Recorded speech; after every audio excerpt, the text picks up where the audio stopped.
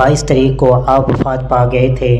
इस महीने की 22 को आपका उर्स पूरी दुनिया में आशिकान रसूल और आशिकान सहाबा मनाएंगे। ये ऐसा दिन है, हम इकबाल का दिन तो मनाते हैं और कायदे आज़म का दिन भी मनाते हैं और बहुत से दिन, लेकिन ये इस्लामी जमहूरिया पाकिस्तान है। इस मुल्क पाकिस्तान में नबी करीम अलैहिस्सलातु वस्सलाम के यार गारे मुस्तफ़ा, आपके सच्चे यार, आपके सच्चे आशिक़ रसूल खलीफा बिलफस्ल, खलीफा अव्वल का दिन नहीं मनाया जाता।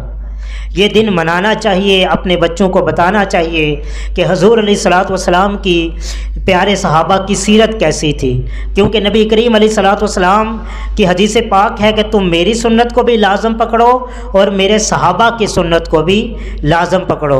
और हुज़ूर की ये भी हदीस है, अस्हाबी कन नजूम फबी अय्यि इक्तदैतुम इह्तदैतुम, मेरे तमाम सहाबा जो हैं वो सितारों की मिसल हैं, मेरे तमाम सहाबा सितारों की मिसल हैं, तुम इनमें से किसी एक की भी पैरवी करोगे तो हदायत पा जाओगे। हुज़ूर अलैहिस्सलातु वस्सलाम के यारे गारे मुस्तफ़ा, आपके प्यारे सच्चे आशिक़ रसूल का दिन मनाना चाहिए और अपने बच्चों को बताना चाहिए कि हुज़ूर अलैहिस्सलातु वस्सलाम के सहाबा की सीरत कैसी थी।